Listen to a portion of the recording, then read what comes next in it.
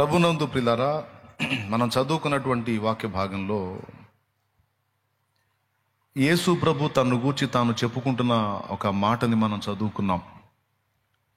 యేసు ప్రభు తనను గూర్చి తాను పరిచయం చేసుకుంటూ రకరకాలుగా మాట్లాడాడు. నేను గొర్రెలకు మంచి కాపరిని, మంచి కాపరి తన గొర్రెల కొరకు ప్రాణం పెట్టును అని తన్ను తాను కాపరిగా పరిచయం చేసుకున్నాడు. అలాగే భక్తులు బాప్తిస్మమిచ్చు యోహాను యేసుక్రీస్తు ప్రభువుని లోక పాపములను మోసుకొని పోవు దేవుని గొర్రె పిల్ల అని ప్రకటించాడు. అలాగే యేసు ప్రభు అదే నేను గొర్రెలు పోవు ద్వారమును అని కూడా ప్రకటించుకున్నాడు. ఇంకా ఆయన నేను లోకమునకు వెలుగును అని ప్రకటించుకున్నాడు. అలాగే తన్ను తాను దైవ కుమారుడు, అలాగే మనుష్య కుమారుడుగా కూడా యేసు ప్రకటించుకున్నాడు. ఇలాగ యేసయ్య తనను గూర్చి తాను చెప్పినవి, అలాగే యేసయ్యను గూర్చి భక్తులు చెప్పినవి అనేక విషయాలు ఉన్నాయి. ఆయన ఏమై ఉన్నాడో, అలాగే యేసు అను మాటకే రక్షకుడు అని అర్థం. దేవుడు యేసుని రక్షకుడుగా పరిచయం చేస్తున్నాడు.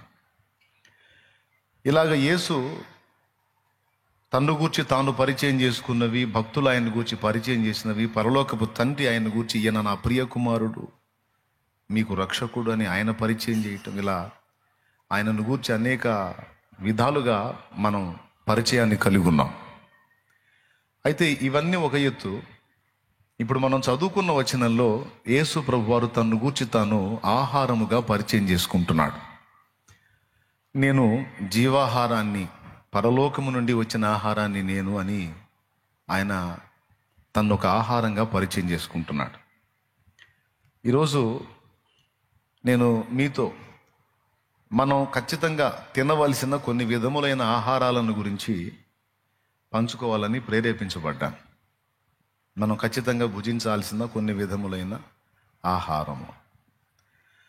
అందులో మొట్టమొదటిది యేసయ్య తన్ను తాను పరిచయం చేసుకున్నట్టుగా జీవాహారమైన యేసును మనం భుజించాలి.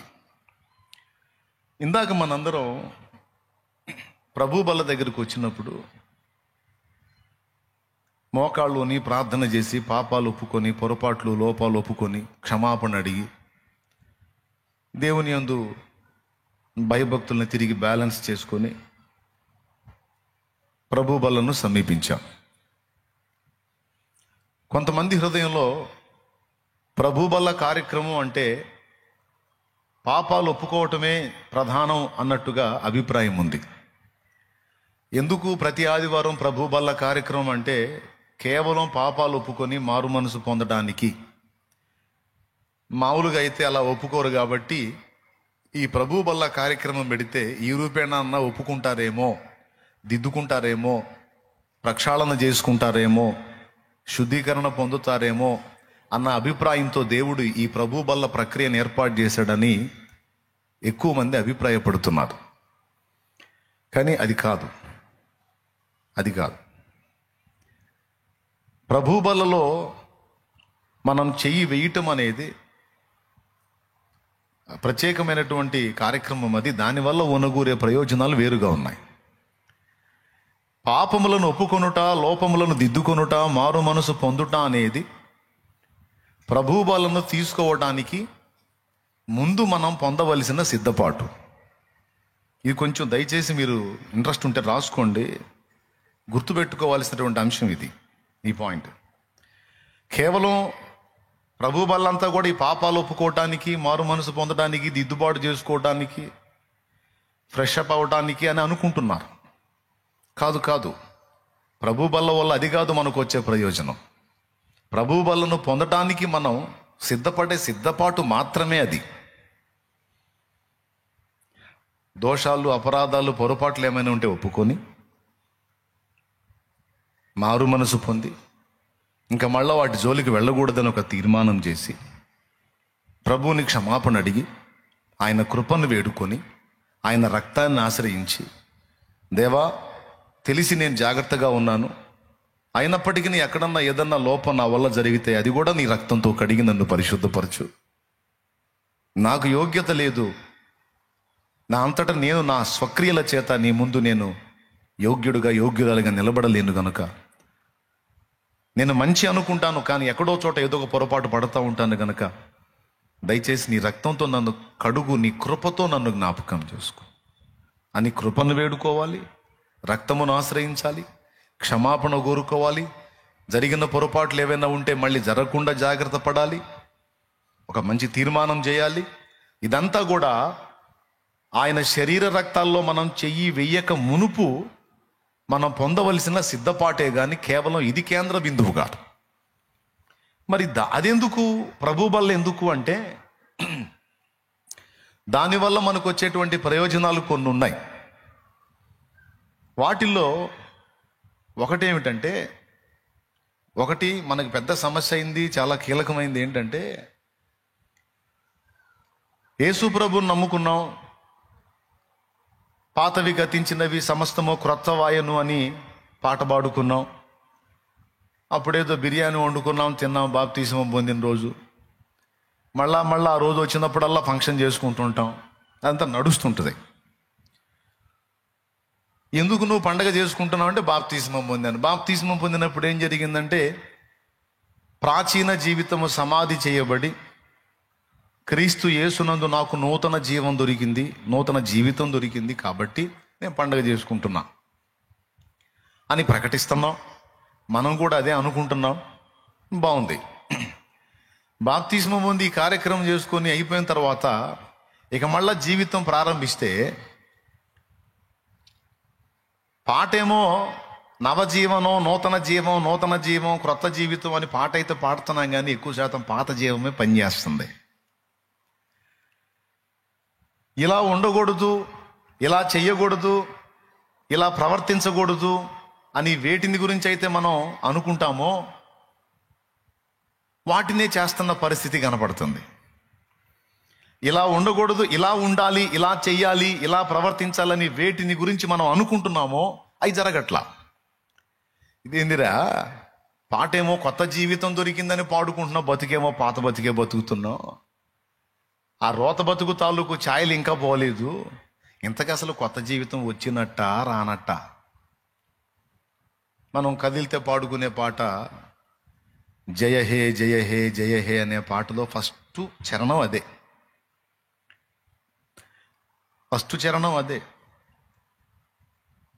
సిలువలో పాపికి విడుదల కలిగెను, కలువరిలో నవ జీవన మొదవెను. సిలువలో పాపికి విడుదల కలిగెను,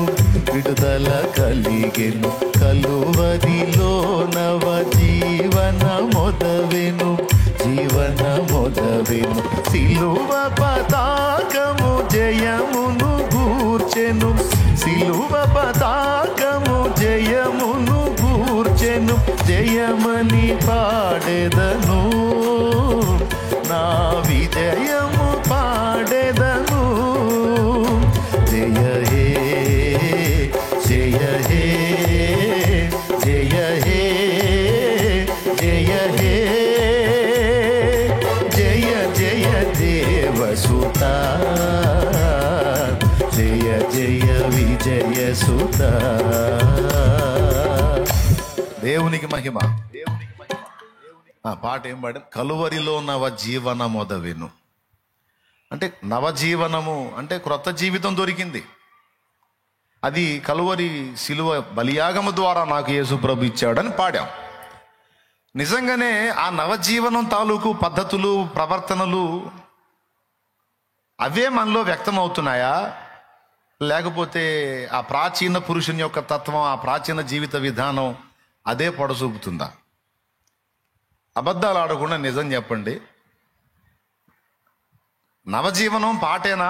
నిజంగా నవజీవనం క్రియలో కనపడుతుందా? లేదన్నా ప్రాచీన జీవితపు ఛాయలు కూడా కనపడుతున్నాయి. ఆ ప్రాచీన జీవితం ఉంది కదా, ఆ గతించిపోయిన జీవితం, దాని తాలూకు లక్షణాలు కూడా మళ్ళీ కొన్ని వ్యక్తం అవుతున్నాయి అన్నోళ్ళు చేతులు ఎత్తండి అబద్ధాలు ఆడకుండా. కొంతమంది చేతులు ఎత్తారు, కొంతమంది ఎత్తలా. అంటే చేతులు ఎత్తిన వాళ్ళందరూ నవజీవన మార్గంలో ఉన్నారు. ఆ ప్రాచీన జీవితపు తాలూకు కోపం కానీ, పాపం కానీ, లోపం కానీ, మోహం కానీ, దుర్మార్గపు దృష్టి కానీ, అసూయ కానీ, కుళ్ళుబోతు బుద్ధి కానీ, ఏడుచుకునే బుద్ధి కానీ, కృంగిపోయి ఏం లేవా? ఉన్నాయా లేవా? ఏదో ఒకటి. ఇప్పుడు పెద్ద కుప్ప అయితే ఉన్నాయిలే. కక్ష పెట్టుకోవటం కానీ, పగ సాధింపులు కానీ, మాటకు మాట కానీ, దూషణకు ప్రతి దూషణ కానీ, దెబ్బకు దెబ్బ కానీ, అవతలలో కొట్టకపోయినా వీళ్ళు కొట్టడం కానీ ఏమి లేవా? అస్సలు ఉన్నాయా లేవా? మరి అవి మీ నుండి జరుగుతున్నప్పుడు, నా నుండి జరుగుతున్నప్పుడు, మన నుండి కొన్ని లోపాలు, పాపాలు, పొరపాట్లు జరుగుతున్నప్పుడు, కలువరిలో నవ జీవన మొదవెను దాని సంగతి ఏమిటి? దేవునికి స్తోత్రం కలుగును గాక. హల్లెలూయా.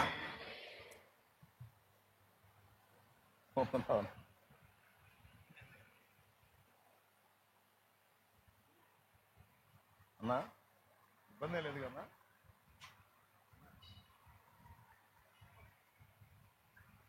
ఇబ్బంది లేదు.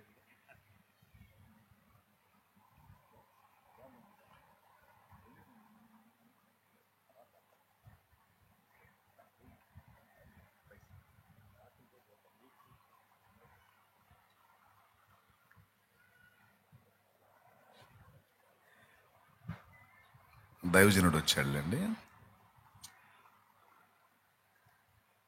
మళ్ళీ పాపం ఆయన నిర్లక్ష్యం చేసినట్టు, అందుకని ముందు ఆయన బాధకిచ్చాను. దేవునికి స్తోత్రం. సరే, ఎక్కడొచ్చాగాం? కలువరిలో నవ జీవన మొదవెను అన్న దాని సంగతి ఏంది? పాటేమో అంత మారిపోయింది, అంత కొత్తగా అయిపోయింది, ఎందుకని ప్రవర్తన ఏమో మారలేదు. దీనికి కారణం ఏంటంటే దేవుని వాక్యంలోనే స్పష్టంగా చెప్పింది. చేయొద్దు అనుకున్న ఏమో చేస్తున్నాం, చేయాలి అని దేవుడు ఆజ్ఞాపించిన ఏమో చేయట్లేదు.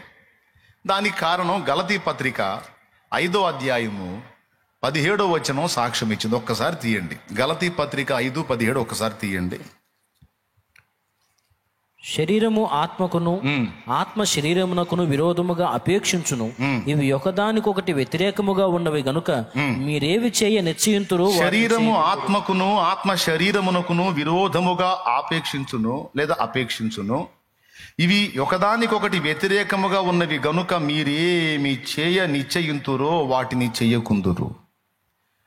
మీరేవి చేయ నిశ్చయింతురో వాటిని చెయ్యకుందురు అనే మాట అండర్లైన్ చేయండి. సహజంగా మనం ఏం చేస్తాం? పై 2 ముక్కలు చదివి దాటిపోతాం. శరీరము ఆత్మకును, ఆత్మ శరీరమునకును విరోధముగా అపేక్షించును అన్న మాట మాత్రమే చదివి దాటి వెళ్ళిపోతాం. కానీ ఆ కింద అన్నాడు, మీరు ఏవి చెయ్య నిశ్చయింతురో వాటిని చెయ్యకుందురు అని కన్ఫామ్ చేసి పడేశాడు.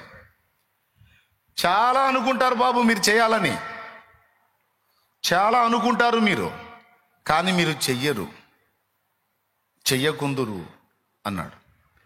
దీన్నే సపోర్ట్ చేస్తూ రోమాపత్రిక 7వ అధ్యాయం 18వ వచనంలో, నా యందు అనగా నా శరీరమందు మంచిది ఏది నివసింపదని నేను ఎరుగుదును, మేలైనది చేయవలనని కోరిక నాకు కలుగుచున్నది గాని దానిని చేయుట నాకు కలుగుటలేదు. చేయాలనుకున్న మేలు చెయ్యక చేయగోరని కీడు చేయుచున్నాను అన్నాడు. ఈ 2 వచనాలు మీరు గమనిస్తే, మీరు అనుకుంటారు మీరు చెయ్యరు, మీరు ఏవి చేయ నిశ్చయింతురో వాటిని చెయ్యకుందురు అనేమో అక్కడ అన్నాడు.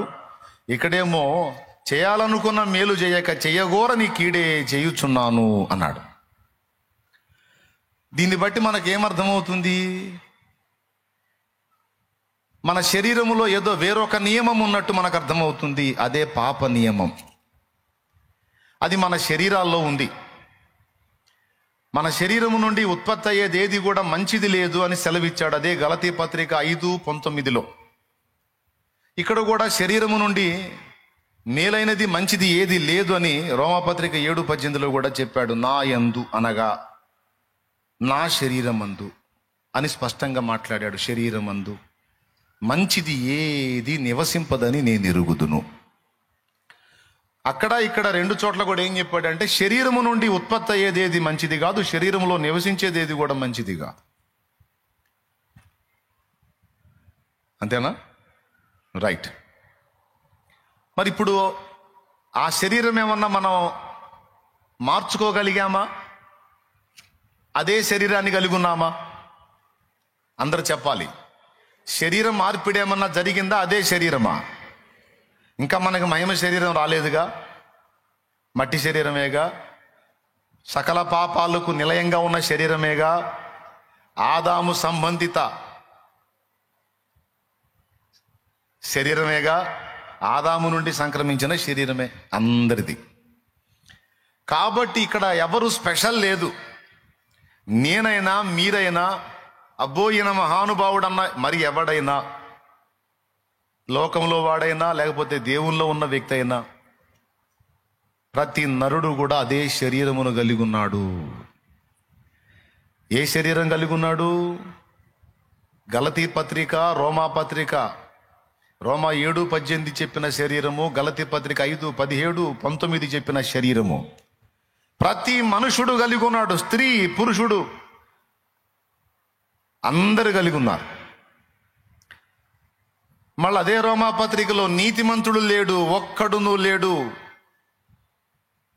మళ్ళీ అందులోనే ఏ భేదము లేదు, అందరూ పాపము చేసి దేవుడు అనుగ్రహించు మహిమను పొందలేకపోతున్నారు. ఏ భేదము లేదు. స్త్రీ అని లేదు, పురుషుడని లేదు, ధనికుడని లేదు, దరిద్రుడని లేదు, పండితుడని లేదు, పామరుడని లేదు.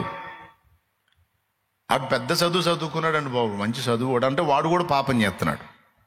వాడు కూడా ఎక్కడో చోట గడ్డి తినే చేష్టాలు చేస్తున్నాడు. వీడికి అసలు చదువు లేదు, వీడి విద్య లేని పామరుడు అంటే వాడి దగ్గర రేంజ్లో వాడు కూడా చేస్తూనే ఉన్నాడు. అంటే ఒక్కడు కూడా మంచివాడు లేడు, అందరూ తేడా అని చెప్పేసింది బైబిల్. అంటే ఇక్కడ ఫస్ట్ పాయింట్ ఏంటంటే ఎవరు ఫీల్ అవటానికి వీలు లేదు, వీళ్ళందరూ తేడా, నేను ఒక్కడనే మంచివాడిని, మంచిదాన్ని అంటే ముఖం పగలగొట్టిద్ది బైబిల్.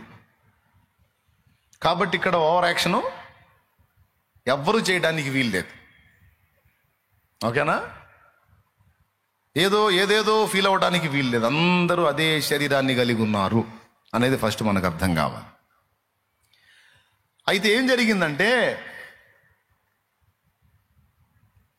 మారు మనసు పొందకముందు, పాప క్షమాపణ నిమిత్తం బాప్తిస్మం పొందకముందు మనలో ఒకటే జీవము పనిచేసింది, ప్రాచీన జీవం. ఎప్పుడైతే మారు మనసు పొంది బాప్తిస్మం పొందామో మన లోపలికి దేవుని జీవం ప్రవేశించింది.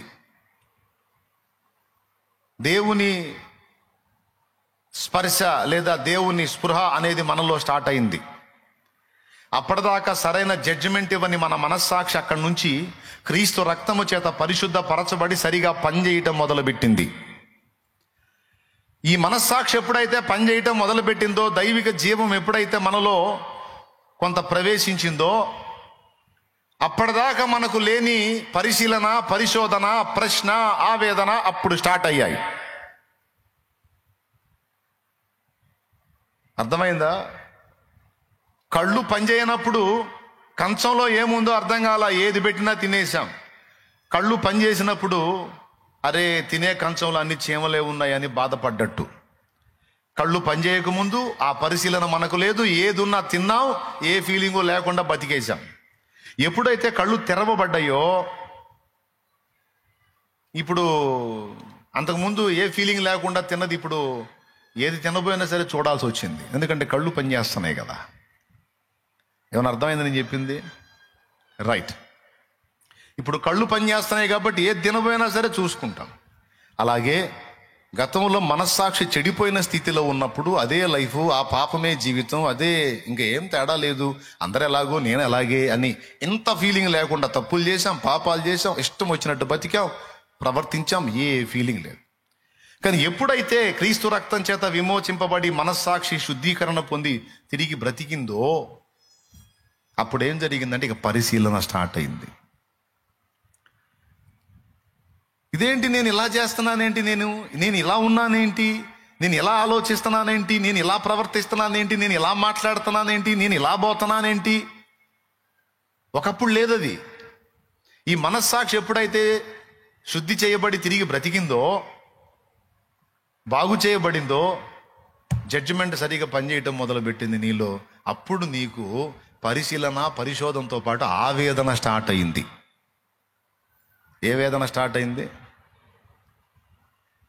ఇప్పుడు కళ్ళు లేని వ్యక్తికి నువ్వు ప్లేట్లో ఏం పెట్టినా సరే గొడవ ఉండదు, ఆ మనిషికి శుభ్రంగా తినేస్తా.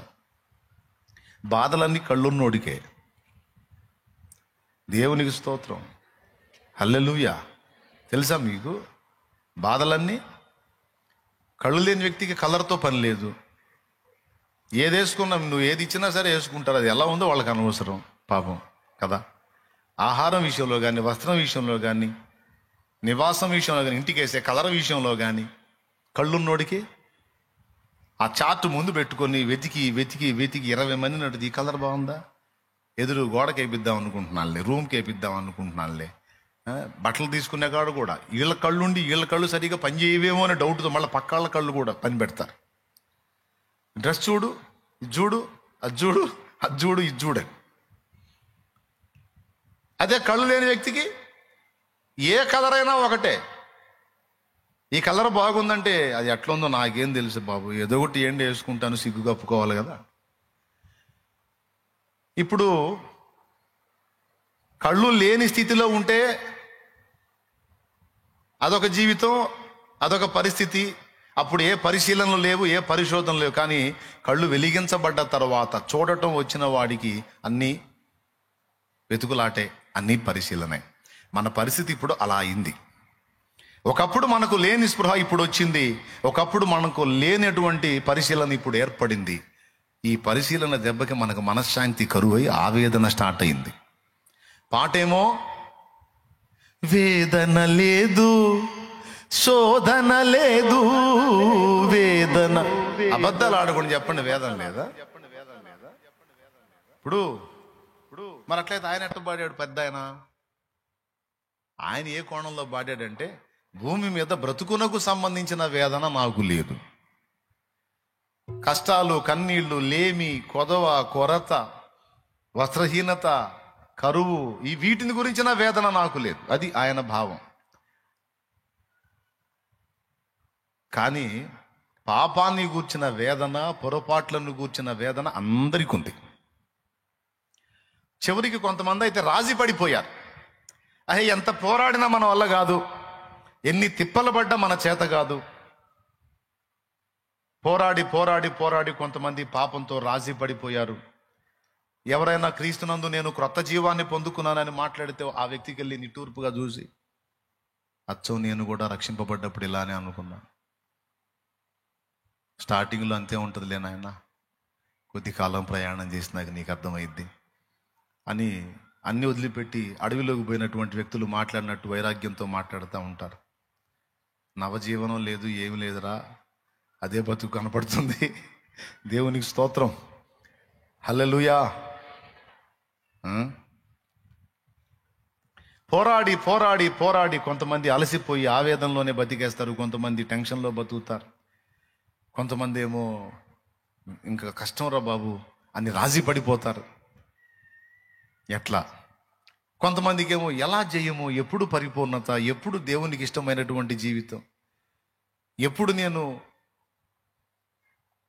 యేసు వలె అన్ని విధాల వ్యవహరించడం సాధ్యమవుతుందని అది ఎక్కలేనంత ఎత్తైన కొండలాగా కనపడింది. భక్తులకు కనపడింది, అందుకే పాడుకున్నారు. ఏం పాడారో మీకు తెలుసు, 100 సార్లు పాడి ఉండొచ్చు నేను అది ఇన్ని సంవత్సరాల్లో.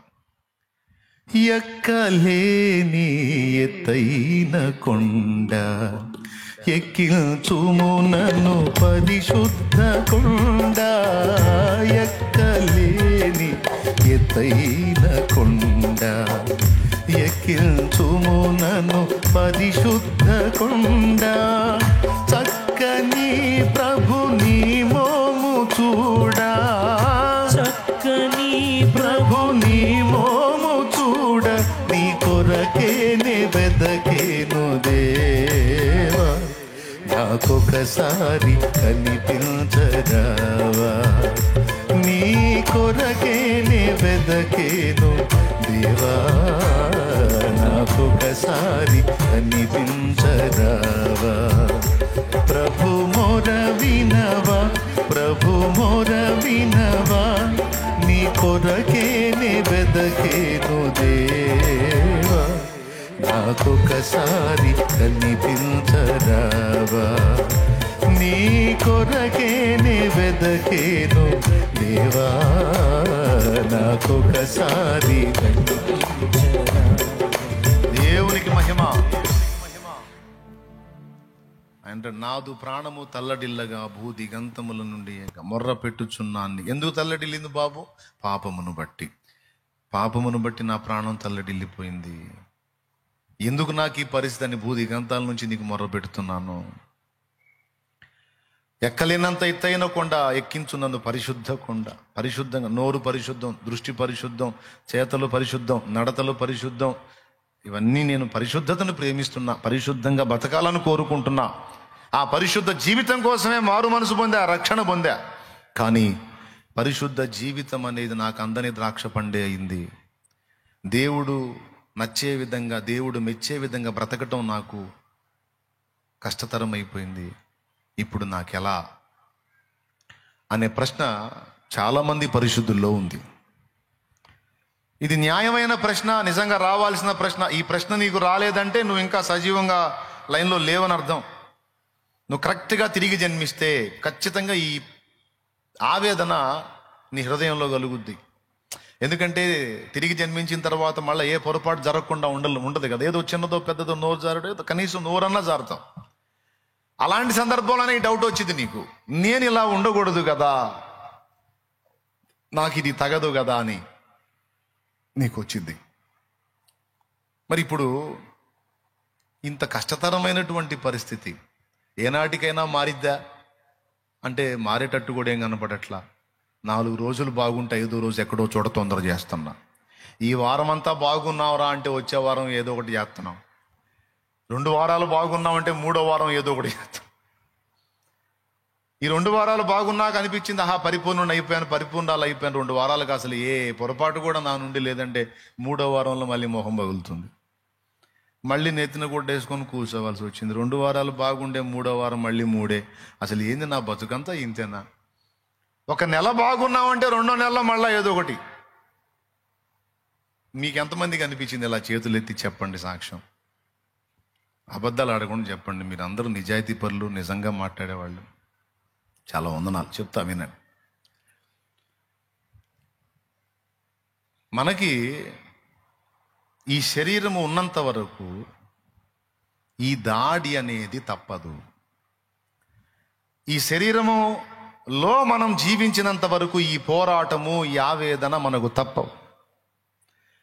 ఎందుకంటే మీరేవి నిశ్చయింతురో వాటిని చెయ్యకుందురు, వాటిని అడ్డగించేది శరీరం. మరి ఎట్లా ప్రభువా, ఇక అంతా రాజీ పడిపోవటమేనా అంటే లేదు. నీవు కూడా నా వలె బ్రతకడానికి అవకాశం ఉంది. నీవు కూడా నాలాగా ఈ లోకములో అసాధారణ జీవితం జీవించే ఛాన్స్ ఉంది. అలా ఈ లోకములో నీవు అసాధారణ జీవితం జీవించడానికి నీకు ఉపకరించేదే నా శరీరము, నా రక్తము అన్నాడు. ఈ లోకములో నీవు అసాధారణ జీవితం జీవించడానికి ఉపకరించేదే నా శరీరము, నా రక్తము. ఎందుకో చెప్తాడు వినండి. అదే యోహాను సువార్త 6వ అధ్యాయంలో 53వ వచనం నుంచి ఒకసారి చూడండి. కావున యేసు ఇట్లా అన్నాడు, మీరు మనుష్య కుమారుని శరీరము తిని ఆయన రక్తము త్రాగితేనే కానీ మీలో మీరు జీవము గలవారు కారు.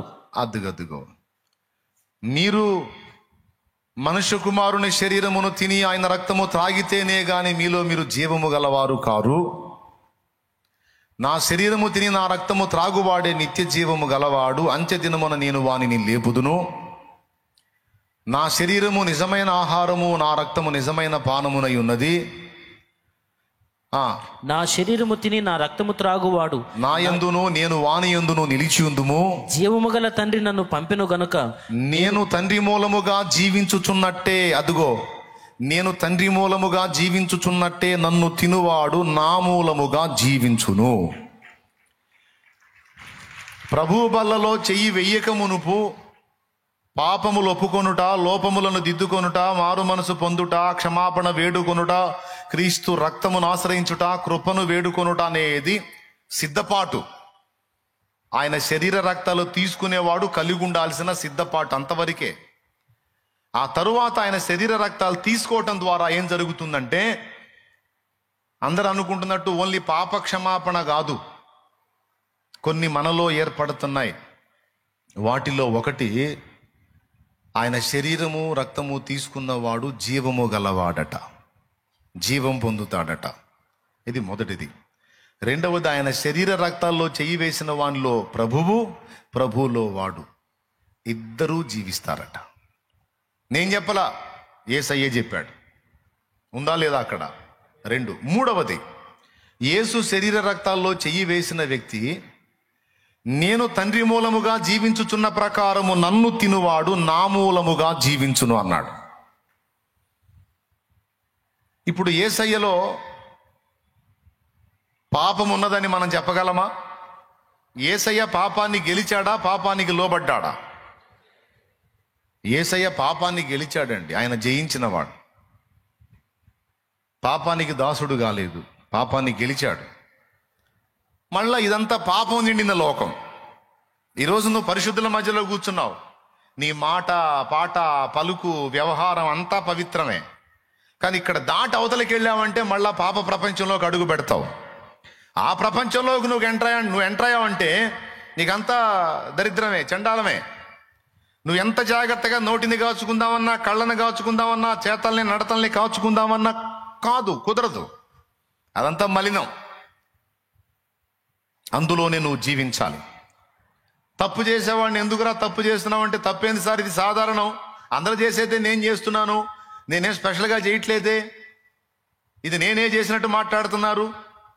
కొంతమంది తేడా పడ్డోళ్ళని ఇది తప్పు కదా అని అడిగామనుకో, ఖచ్చితంగా వాళ్ళు వాడే డైలాగ్, మరి పెద్ద మనుషులు ఎవరు, పెద్ద మనుషులు ఎవరో రమ్మను, మంచి పిల్లలు ఎవరో రమ్మను. కొంతమంది అయితే మరీ వెటకారంగా స్తంభాలు ఎత్తేవాళ్ళు ఎవరో రమ్మను అంటారు. ఆమె ఆమె ఆమె నన్ను అంటున్నారుగా, సరే నేను తేడా, మరి ఏ తేడా లేని వ్యక్తి ఎవరు రమ్మనని ఈ పదం వాడతారు. మరి స్తంభాలు ఎత్తేవాళ్ళు ఎవరు రమ్మనని. స్తంభాలు ఎత్తేది ఏంటంటే అదొక చరిత్రలే, అదొక చరిత్ర.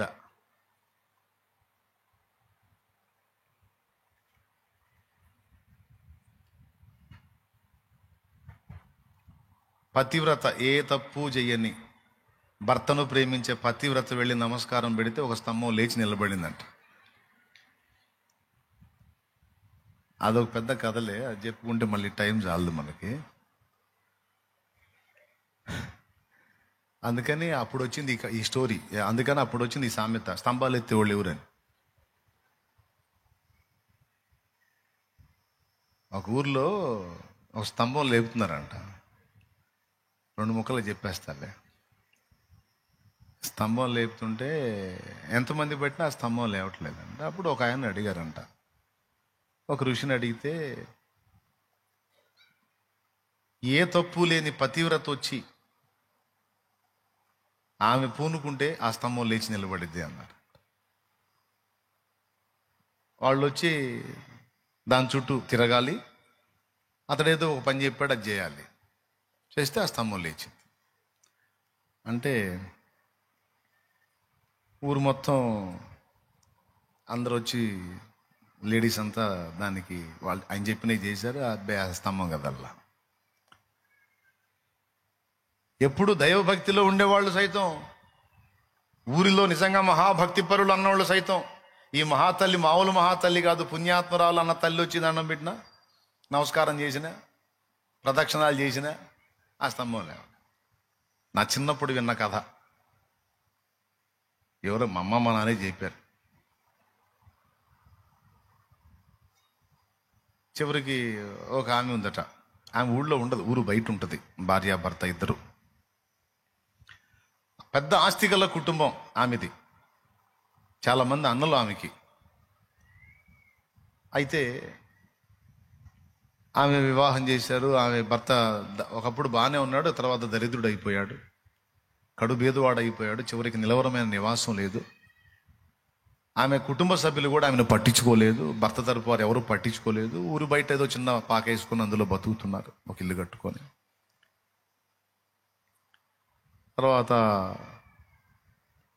కనీసం ఎలాంటి పరిస్థితి అంటే రోజు గడవటం కష్టమైపోయింది వాళ్ళకి. ఇట్లాగా ఊళ్ళో ఇలాంటి కార్యక్రమం ఒకటి జరుగుతుందని వాళ్ళ దాకా సమాచారం వచ్చింది, కానీ ఆమెకు వెళ్ళడానికి మనసు లేదు. అందరూ వచ్చి ఆ స్తంభానికి నమస్కరిస్తున్నారు, మరి ఏమి ఇది కావట్లేదు అంటే భర్త అన్నాడు భార్యతో, నువ్వు వెళ్ళొచ్చు కదా అన్నాడు.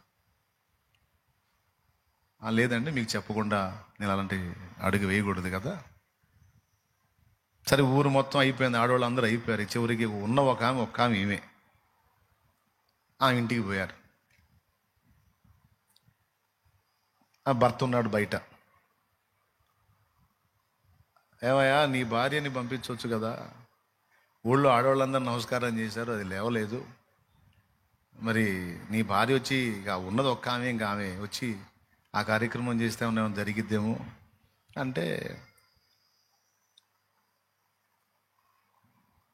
ఆమె ఒక్కతే వస్తే సరిపోతుందా, ఇద్దరు రావాలా అన్నాడు. ఇద్దరు రండి అన్నారు. అట్లా కుదరదండి, నా భార్య రావాలంటే నేను ఇంట్లో ఉండాలి అన్నాడు. అదేంటి అంటే, వాళ్ళకున్నది ఒకటే వస్త్రం. ఈ భర్త అది కట్టుకొని బయటకు వస్తే భార్య లోపల వస్త్రం లేకుండా ఉండాలి. ఆమె బయటికి రావాలంటే ఈయన లోపల వస్త్రం లేకుండా ఉండాలి. అంత కఠోరమైన దరిద్రతలో ఉన్నారు వాళ్ళు. అప్పుడు ఆయన లోపలికి వెళ్ళి ఆమెకి వస్త్రం ఇస్తే ఆ వస్త్రం ఆమె కట్టుకొని వచ్చి, దానికి ఏదో ఆయన చెప్పిన కార్యక్రమం చేస్తే అప్పుడు ఆ స్తంభం లేచి నిలబడిందట. ఊరు మొత్తం వల్ల గాంధీ ఆమె చేసినప్పుడు నిలబడింది. బాగుంది. అయితే కొంచెం అట్లా ఒరిగుందంట, కొద్దిగా స్తంభం లేచి నిలబడింది, కొంచెం ఒరిగుంది. ఏదన్నా దోషం ఉందా, ఏదన్నా తప్పు ఉందా అమ్మా అని అడిగారంట. అప్పుడు ఆమె తన తప్పును ఒప్పుకుంది. ఒకసారి నా భర్త కళ్ళ ముందు నా పాపకి పాలిస్తూ మంచం మీద కాలు పెట్టాను అందట. మంచం మీద కాలు పెట్టి నా పాపకు పాలిచ్చాను, అది నా భర్త కళ్ళ ముందు చేశాను, అది తప్పు. అప్పుడు ఆ కొంచెం వంకర గొడవ కరెక్ట్ నిలబడిందంట. అక్కడి నుంచి ఇక ఆమె ఊరు మొత్తం కూడా ఆమె భర్తని సన్మానించి, ఊరు మొత్తంలో కూడా మహాపతివ్రత అని ఆమెకి స్పెషల్గా ఇచ్చేస్తే, అప్పుడు వాళ్ళ అన్నోళ్ళు, అటు అత్త తరపోళ్ళు, తల్లి తరపోళ్ళు అందరూ వచ్చి ఇక వాళ్ళని ఏదో పెద్ద ఇప్పుడు ఏదన్నా జరిగితేనే ఇక జనాలు మెచ్చుకునేది. ఆ తర్వాత వాళ్ళ లైఫ్ మారిపోయింది. జస్ట్ ఒక స్టోరీ అక్కడ పుట్టిందన్నమాట. అమ్మాయి, నువ్వు ఇట్లా చేయకూడదు కదా, నువ్వు ఇట్లా తేడా కదండి, మరి తంబాలు ఎత్తేవాళ్ళు రమ్మను అనేది అక్కడ పుట్టింది. అది అసలు కదా. అయితే ఎందుకు చెప్పాము ఇప్పుడు ఈ స్తంభం గొడవ? ఈ లోకములో మనుషులు తప్పులు చేస్తూ అవి సహజము, సాధారణము అని వాడుకలో వాడతారు. ఇది కరెక్ట్ కాదు కదా అంటే, లోకం చేయింది నేనేమన్నా చేశానా, లోకానికి విరుద్ధంగా నేనేమన్నా చేశానా, అందరు చేసింది నేను చేశాను, అసలు ఎవ్వరు చేయలేదా, నన్నే మాట్లాడతారేంటి అంటే అది సాధారణం. పాపము నిండిన ప్రపంచంలో పాపముతో బ్రతకటము సాధారణము. నీళ్లలో చేప బ్రతకటం సాధారణం, ఒడ్డున మనిషి బ్రతకటం సాధారణం. కానీ నీళ్లలో మనిషి బతకటం, ఒడ్డున చేప బతకటం అసాధారణం. స్తోత్రం. నీళ్ళల్లో చేప బతికిద్ది, మనం ఆశ్చర్యపోతామా, అరే చేప ఏందిరా నీళ్ళల్లో బతుకుతుంది, మనమైతే చచ్చిపోము, చేప ఎట్ట బతుకుతుంది అని మనం ఎప్పుడన్నా ఫీలింగ్ ఇచ్చామా? ఒకవేళ మనం ఎవడి ముందని అలా అన్నాం అనుకో, వాడు మనం లెగాదిగా చూస్తాడు. ఏందంట చూస్తున్నావు, చేప ఏంది అందులో బతుకుతుందంటే బిళ్ళలో ఆడుతున్నావా అంటాడు. టాబ్లెట్లు వేసుకుంటున్నావా,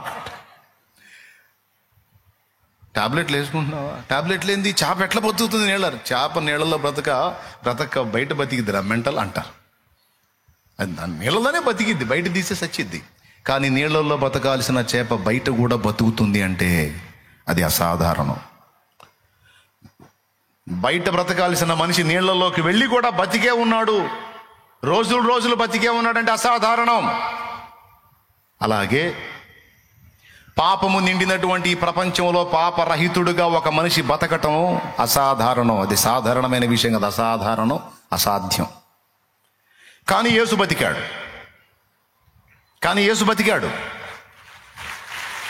బతకటమే కదా, సవాలు కూడా విసిరాడు. నా యందు పాపమున్నదని మీలో ఎవడు స్థాపించునో రండి అని కేకలు వేశాడు. ఒక్కడికి దమ్ము లేదు, ఫలానా విషయంలో నువ్వు పాపం. ఆఖరికి పొంతి పిలాతు సభలో యేసుని నిలబెట్టి అనేక రకముల నేరములు ఆయన మీద మోపిరి గాని వాటిలో ఒకటైనను ఆయన మీద రుజువు పరచ జాలకపోయిరి. చివరికి పిలాతు ఏమన్నాడో తెలుసా? ఈ నీతిమంతుని యందు నాకే దోషము కనబడలేదు అన్నాడు. బిడ్డలారా, జాగ్రత్తగా గమనించండి. ఈ నీతిమంతుని యందు నాకే దోషము కనబడలేదు అని పొంతి పిలాతు సాక్ష్యం ఇచ్చాడు. యేసు ప్రభువే బాహటంగా మాట్లాడాడు, నా యందు పాపం ఉన్నదని మీలో ఎవడు స్థాపించును అని.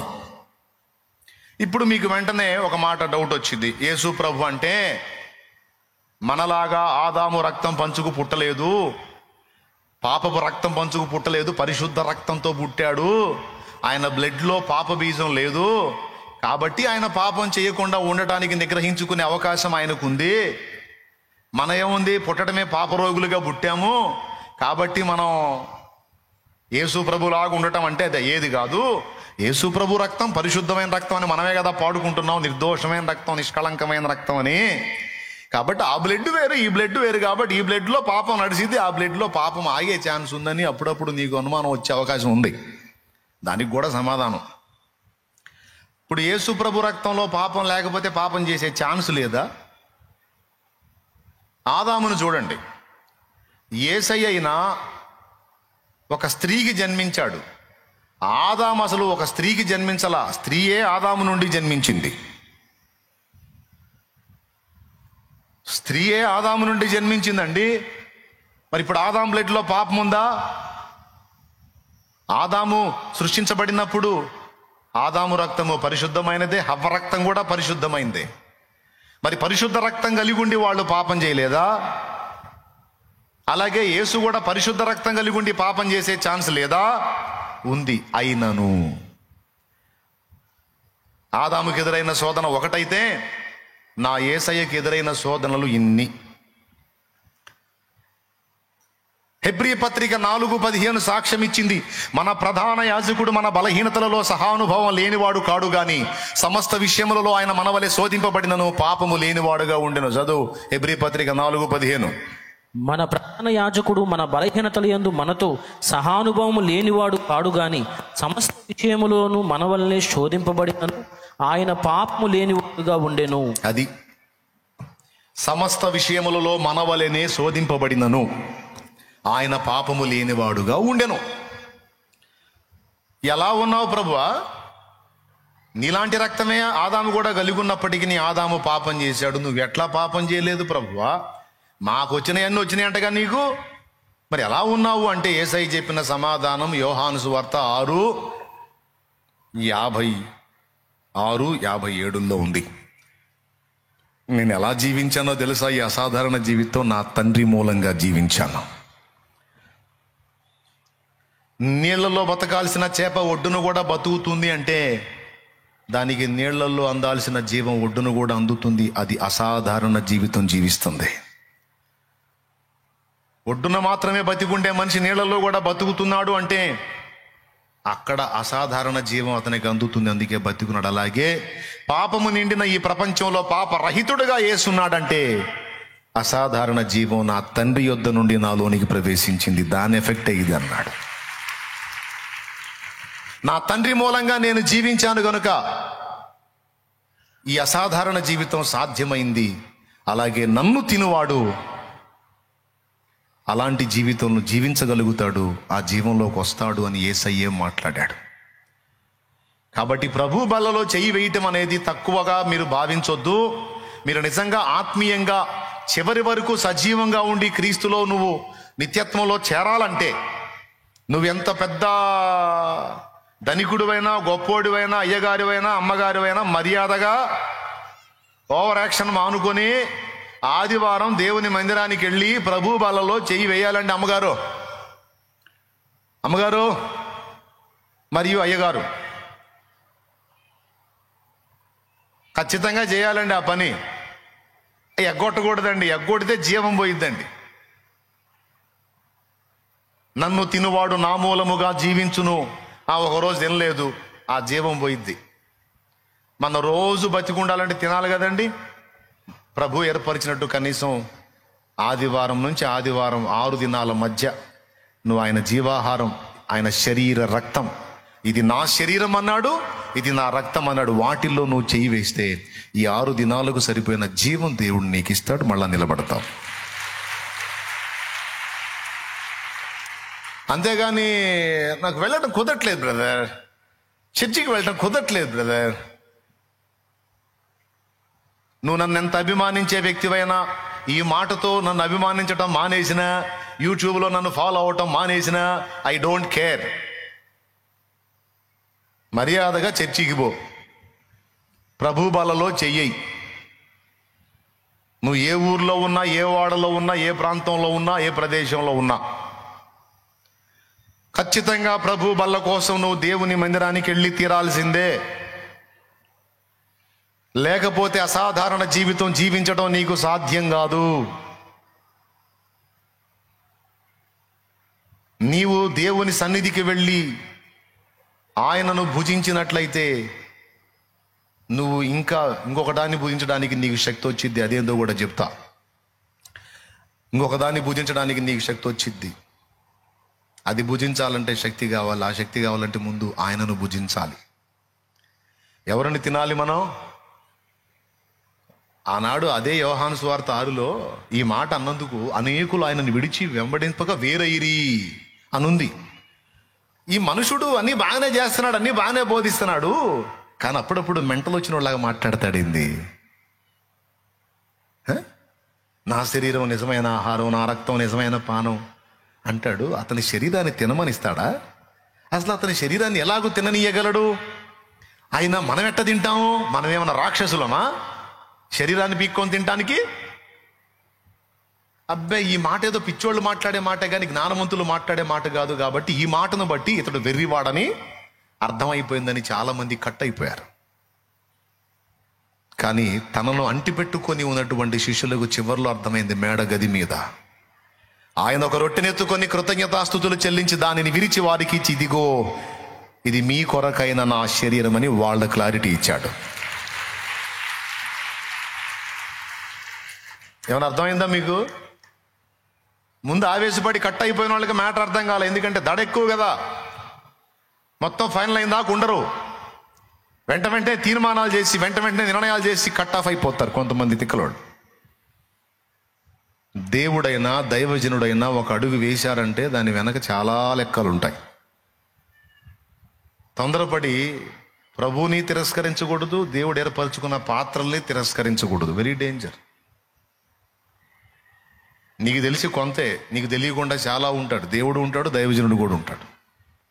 తక్కువ అంచనా వేయొద్దు. ఏదో స్కేల్ వేసి ఇంతవరకే కదా అనుకోవద్దు. ఓకేనా? రైట్. చివర్లో చేశాడు అన్నమాట. అంతము వరకు ఆయనతో ఉన్నటువంటి శిష్యులకు చేశాడు. ద్రాక్ష పాత్రనెత్తుకొని, ద్రాక్షరసపు పాత్రనెత్తుకొని, ఇది నా రక్తము వలన క్రొత్త నిబంధన అని ఆ రొట్టెను వారికి ఇచ్చి, ఇది నా శరీరము అన్నాడు. ద్రాక్షరసమును వారికి ఇచ్చి, ఇది నా రక్తము అన్నాడు. లాంటిది అనలా, సాదృశ్యము అనలా, నా శరీరము నా రక్తము అన్నాడు. దానిలో పాలిభాగస్తుడైతే యేసు శరీరములోనికి పాలిభాగస్తుడైనట్టే. యేసు శరీరమును తిన్నట్టే, యేసు రక్తమును తాగినట్టే. ఎడ తెగకుండా నువ్వు ఈ బాధ్యతను నెరవేర్చి ఈ పని నువ్వు చెయ్యి. ఈ భూమి మీద, పాపము నిండిన ఈ భూమి మీద పాపమును అధిగమించి బతకడానికి కావలసిన అసాధారణ శక్తి నీకు వచ్చిద్ది. ఆ బలం నీకు వచ్చిద్ది. ఎప్పుడు వచ్చింది అంటే, నన్ను తిను బిడ్డ, నన్ను తిను, నన్ను భుజించు, నా రక్తమును త్రాగు, అప్పుడు వచ్చిద్ది అన్నాడు. అది ఎలా తినాలి? ఇప్పుడు ఇందాక నువ్వు తీసుకున్నావు.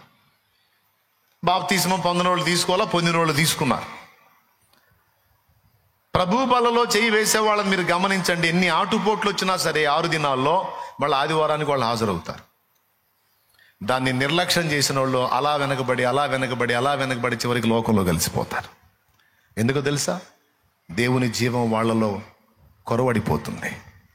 అలా కాకుండా క్రమం తప్పకుండా మనం తీసుకోవడం ద్వారా దేవుని జీవం మనలో నిలిచి ఉంటుంది. అది నిలిచున్నంతసేపు యుద్ధం కొనసాగిద్ది. ఆ జీవం తరిగిపోయిన నాడు యుద్ధం ఆగిపోయి రాజీ మైండ్ వచ్చింది. ఈరోజు ఎన్ని పడతాలు లెగుస్తా కూడా, వేదన పడతా కూడా దేవునికి దూరంగా లేకపోతున్నావు, దేవునికి ఎడంగా ఉండలేకపోతున్నావు. ఆదివారం అయ్యేటప్పటికి అమ్మో ప్రభు బల టైం అయింది, నేను బలలో చేయాలనుకుంటా పరిగెత్తుతున్నావు. మనస్సాక్షి గద్దిస్తుంది, సైతాను శోధిస్తున్నాడు. ఏ తప్పు చేయలే, పెద్ద మనిషి నువ్వు, ఏ తప్పు చేయలే, ప్రభు మందిరానికి పద, బలలో చెయ్యి అంటే, ఒరే దరిద్రుడా సైతాను, అదే ఒప్పుకొని సరి చేసుకొని పోయి బలలో చేయాలరా, లేకపోతే దేవుని జీవం నాలో ఉండదు, దేవుని జీవం నాలో ఉంటున్నట్లు నేను పరిగెత్తాలి అని పరిగెత్తుతున్నాం. అలా దేవుని శరీర రక్తముల యొక్క విలువను ఎరిగిన వారు, అందులో కంటిన్యూగా కొనసాగిన వాళ్ళు ఎన్ని ఆటుపోట్లలో ప్రయాణం చేసిన యుద్ధం ఆపరు. రాజీ పడరు. కానీ బల్లను నిర్లక్ష్యం చేసిన వాళ్ళని మీరు చూడండి, వాళ్ళ బతుకులు చూడండి. ప్రభు బల్లకు దూరం అయిపోయిన వాళ్ళ బతుకులు చూడండి. ఆత్మీయంగా దిగజారిపోయి, ఆత్మీయ పతనంలోకి వెళ్ళిపోయి, ఎటుపోతున్నారో ఏం చేస్తున్నారో అర్థం కాక, కొంతమంది అయితే పూర్తిగా ప్రభువునే వదిలిపెట్టి లోకంలో కలిసిపోయారు. ఎందుకు? దేవుని జీవం పనిచేయట్లా, కోల్పోయారు. కాబట్టి ఇప్పుడు ఏం చేయాలి? అపోస్తల కార్యము 2:42. ఇంచుమించు బాప్తిస్మం పొంది 3,000 మంది సంఘములో చేర్చబడ్డారు పేతురు ప్రసంగం ద్వారా. వాళ్ళట 4 విషయాల్లో ఎడతెగకున్నారట. అందులో మొట్టమొదటిది అపోస్తలుల బోధ యందును, సహవాసమందును, రొట్టె విరుచుట యందును, ప్రార్థన చేయుట యందును ఎడతెగక యుండిరి అన్నాడు. అందులో 3వది రొట్టె విరుచుట, ప్రభు శరీర రక్తములలో పాలివారగుట. ఎంతమందికి అర్థమైందండి? అర్థమైతే ఇంక 2వ పాయింట్లోకి వెళ్తా, లేకపోతే ఇక్కడే స్టాండ్ వేస్తా. చెప్పండి, నీకు క్లియర్గా అర్థమైంది కదా? స్తోత్రం. ఏమర్థమైంది? నీవు క్రీస్తు యందు, క్రీస్తు నీ యందు స్థిరంగా నిలిచి ఉండాలంటే నువ్వు ప్రభు శరీర రక్తాల్లో, నేను చెప్పానా ఆయన చెప్పాడా? చూడు 55వ వచనం చదువు. బైబిల్ తీసుకొని చూడండి ఒక్కసారి. బైబిల్ తీయండి, కళ్ళు బాగానే పనిచేస్తున్నాయిగా. నా శరీరము నిజమైన ఆహారమును, నా రక్తము నిజమైన పానమునై ఉన్నది. నా శరీరము తిని నా రక్తము త్రాగువాడు నా యందును నేను వాని యందును నిలిచి ఉందుము. అది జీవము గల తండ్రి నన్ను పంపెను గనుక నేను తండ్రి మూలముగా జీవించుచున్నట్టే నన్ను తినువాడును నా మూలముగా జీవించును. అది బతికుంటావు, జీవంతో ఉంటావు. ప్రభు బాలలో చెయ్యి వేసిన నీలో క్రీస్తుంటాడు, నీవు క్రీస్తులో ఉన్నట్టు అవుతుంది. ఇదంతా ఎక్కడ చెప్పాడు? ఆయన శరీర రక్తాల దగ్గరే చెప్పాడు. మరి దాన్ని నిర్లక్ష్యం చేస్తే ద్రాక్షావళి నుండి తీగ వేరై ఎండిపోయినట్టు నీ ఆత్మీయ జీవితం ఎండిపోతుంది బిడ్డ. మళ్ళీ చెప్తా, ద్రాక్షావళిలో నుండి తీగ వేరయి తొలగించబడి ఎండిపోయినట్టు నీ ఆత్మీయ జీవితం ఎండిపోతుంది. అలా ఉండటానికి వీల్లేదు. పొరపాటు జరిగిందా?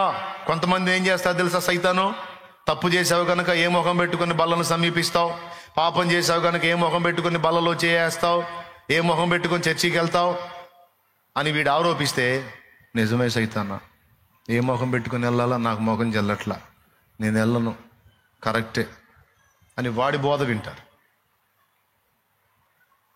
ఇది ఎలాంటిదంటే, కాళ్ళకు బురద అయింది, ఏ ముఖం పెట్టుకొని పోయి నీళ్ళలో కడుక్కుంటానంటే మరి ఆడ కడుక్కుంటావు? ఏం పెట్టుకోడు, నీళ్ళు ఉన్నది ఎందుకు? ఇమ్మానుయేలు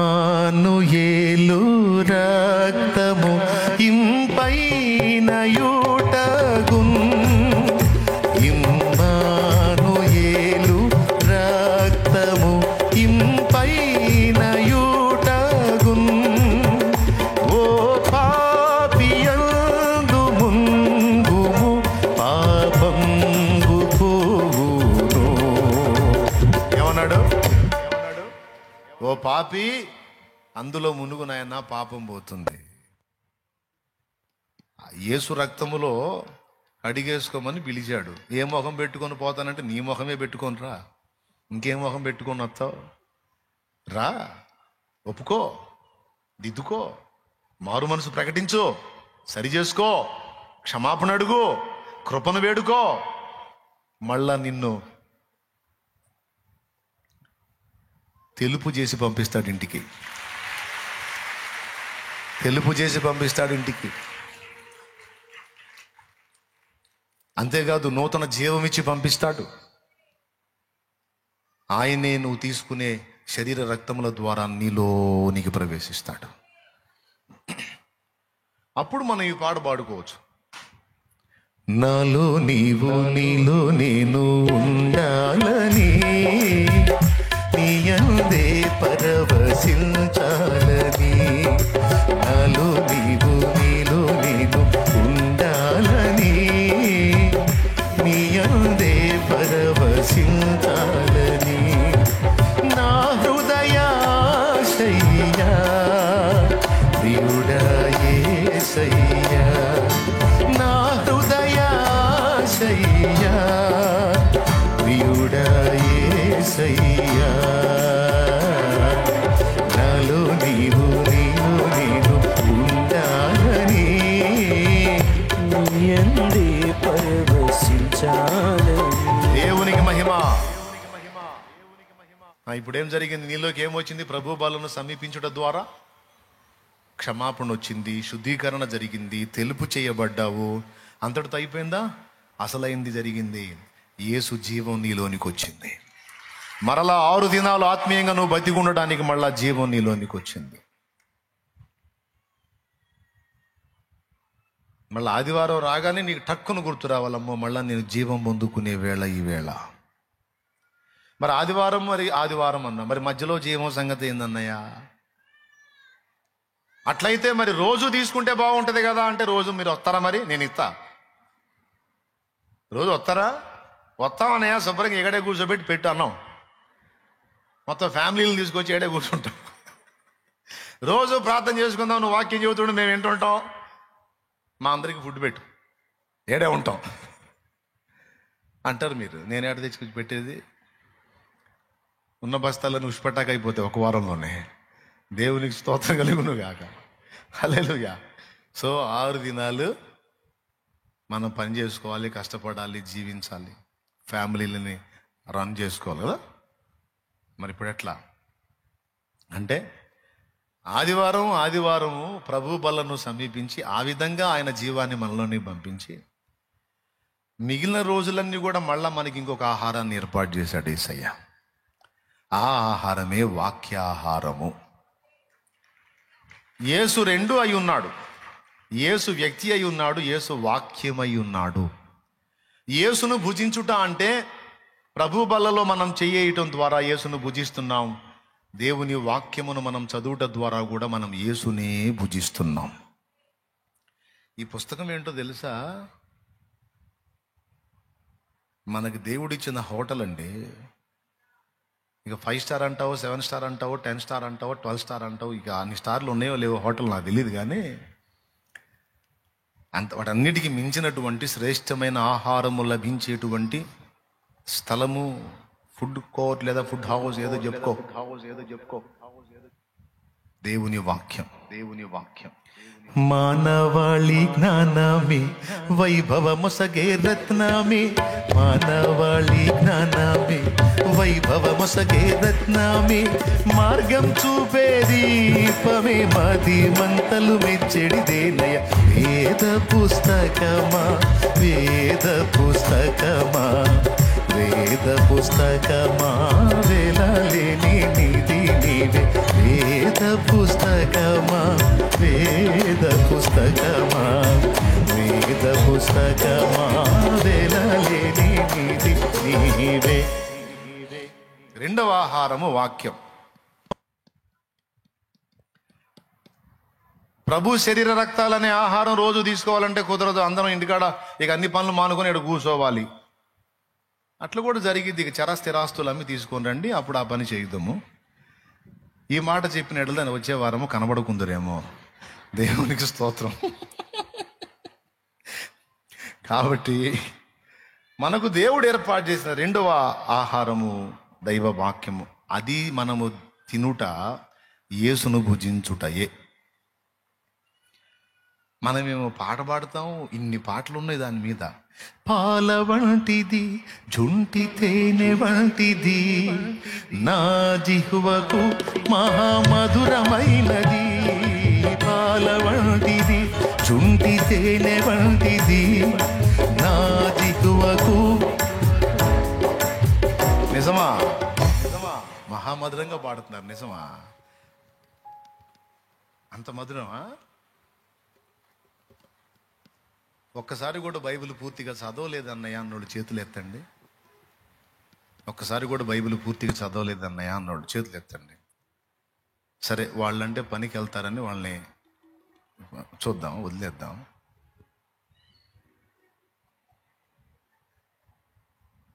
మీరెందుకు చదవలేదు?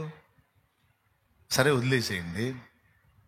అన్న రోజులో కనీసం కొద్దిసేపు అయినా సెల్ ఫోన్ చూస్తాను అన్నోళ్ళు చేతులు ఎత్తండి. ఎత్తండి. మీరు కూడా షో చేయొద్దు, ఎత్తండి. ఇప్పుడు నువ్వేం పాడాలి? సెల్ ఫోన్కి వెళ్ళి చూసుకుంటా.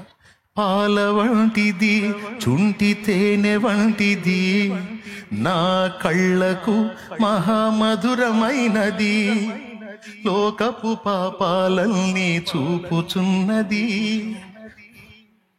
సాతానుకు చుట్టముగా మార్చుచున్నది అని పాడాలా? నువ్వేమో బైబిల్ మీద పాట పాడతావు, మహామధురమైందని దాని మొహం కూడా చూడవు. ఎట్ట బతుకుతావు ఆత్మీయంగా? ఎలా బలంగా ఉంటావు? పాయింటే కదా. ఇప్పుడు ఆయన చెప్పినవన్నీ మనం సీరియస్గా తీసుకోము, అవన్నీ టేక్ ఇట్ ఈజీగా తీసుకుంటాం. అన్నయ్య, పోరాటంలో గెలవలేకపోతున్నాను, అన్ని సంవత్సరానికి ఒకసారి చదువు మా బైబిల్, గెలుస్తావు. పోరాటంలో అసలు ఏందో తెగ శోధించబడుతున్నా, సైతాన్ ఏందో నన్ను తెగ శోధిస్తున్నాడు ఆయన. వాడికి కూడా సిగ్గులేదు. నువ్వు వేస్ట్ క్యాండిడేట్ అని తెలిసి కూడా నిన్ను ఎందుకు శోధిస్తున్నాడు నాకు అర్థం కావట్లా. ఎందుకు శోధిస్తాడు? ఎందుకు నువ్వు ఊరికనే బలహీనపడుతున్నావు? ఎందుకు వీక్ అవుతున్నావు అంటే దేవుడు చెప్పినవి చెయ్యనందున. ఒక బరువు నీ మీద మోపాడు, అది మొయ్యమన్నాడు. అది మొయ్యటానికి ఎలా శక్తి వచ్చిందో కూడా ఆయనే చెప్పాడు. మోయ శక్యము కానీ బరువు నీ మీద మోపలా. నీ మీద బరువు మోపిన దేవుడు దాన్ని మోయడానికి కావాల్సిన శక్తి నీకు ఎలా వచ్చిందో చెప్పాడు. అది రెండవది, ఆయన వాక్యమును భుజించుట. ఆ వాక్యమును భుజించిన వారందరూ కూడా దేవుని యందలి బలముగా ఉన్నారు. వాక్యాన్ని నిర్లక్ష్యం చేసిన వాళ్ళు బలహీనులుగా ఉన్నారు. పడిపోయిన పాటలు పాడుకుంటున్నారు. ఏం పాటలు? ఏం పాటలు? దిగజారిన వేళ ఎరికో దిగిపోతిని, దిగిపోయిన వేళ దొంగలకు చిక్కి తిని, దొంగల చేతికి చిక్కిన వేళ గాయపరచబడి తిని. ఎందుకు దిగజారావు? ఎందుకు దిగజారావు అంటే దేవుడు చెప్పిన ఏదో నిర్లక్ష్యం చేశావు. ఏమి నిర్లక్ష్యం చేశావు? ఒకటి, దేవుని సన్నిధిని నిర్లక్ష్యం చేశావు. ప్రభు బల్లను నిర్లక్ష్యం చేశావు. మినహాయిస్తే పరలోకపు మన్నా అయిన దేవుని వాక్యమును నిర్లక్ష్యం చేశావు. నీ ఆత్మకు జీవాన్ని ఇచ్చే ఈ రెండింటిని నువ్వు నిర్లక్ష్యం చేస్తే ఇప్పుడు శరీరం గెలిచిద్దా, ఆత్మ గెలిచిద్దా? మీరు చెప్పండి. ఒక పైల్వానికి ఏమో 2 ఇడ్లీ పెడుతున్నారు, వారానికి 2 ఇడ్లీ. ఒక పైల్వానికి ఏమో రోజు 4 కోళ్ళు, అన్ని రకాలు మేపుతున్నారు. ఇప్పుడు 4 రోజులు అయిపోయింది, ఇద్దరికి మేపటం అయిపోయింది. కుస్తీ పోటీల్లో నిలబెడితే ఎవడు గెలుస్తాడు, ఎవడు ఓడిపోతాడా? రోజు 4 కోళ్ళు తినేవాడు గెలవక ఈ వారానికి 2 ఇడ్లీ తినేవాడు కోమాలో పోయి ఉంటాడు. వాడు మనందరి ఆత్మల బతుకట్ట అయింది. మన ఆత్మీయ జీవితం బలాభివృద్ధి కావడానికే కదా దేవుడు ఈ 2 ఏర్పరిచింది. మూడవది ఇంకొకటి చెప్పనా? నీవు శోధనలో పడిపోవటానికి, చెడిపోవటానికి, బలహీనపడటానికి మూడవ కారణం, అది కూడా యేసయ్యే చెప్పాడు. మొదటిది ప్రభు బల్లను నిర్లక్ష్యం చేయటం అయితే, రెండవది ప్రభు వాక్యమును నిర్లక్ష్యం చేయటం, మూడవది యేసయ్య మీరు శోధనలో ప్రవేశింపకుండున్నట్లు మెలకువగా ఉండి ప్రార్థన చేయండి అన్నాడు. శోధనలో ప్రవేశించకుండున్నట్లు మెలకువగా ఉండి ప్రార్థన చేయండి అంటే ప్రార్థన చేయకపోతే రివర్స్ చెప్పు, నాకు రివర్స్లో చెప్పు. ప్రవేశించకుండా ఉండాలంటే ప్రార్థన చేయండి అన్నాడు. మరి ప్రవేశించకుండా ఉండాలంటే ప్రార్థన చేయాలి. మరి ప్రార్థన చేయకపోతే ప్రవేశించటమే. ప్రార్థన చేయకపోతే ఖచ్చితంగా ప్రవేశిస్తాం. దేవుడు చెప్పిన కీలకమైన సంగతుల్ని జనరల్ విషయాలుగా టేక్ ఇట్ ఈజీగా తీసుకొని దాన్ని రొటీన్గా ఫీల్ అయ్యి నీ కర్మ ఇలా కాలుతుంది ప్రతిసారి, నా కర్మ ఇలా కాలుతుంది ప్రతిసారి, అది ఏముందిలే అనే కదా మనం కొనుక్కొచ్చుకునే చాలా సమస్యలు. ఆ దరిద్రం ఏముందిలే అనే దరిద్రం ఇక్కడ ఈ మూడింటికి కూడా అన్వయింపబడింది. దయచేసి ఆత్మీయులైన వారందరూ కూడా ఈ విషయాలు గుర్తించి జాగ్రత్త పడతారని ఈరోజు దేవుని వాక్యంలోంచి మీకు ప్రచురపరచడం జరుగుతుంది.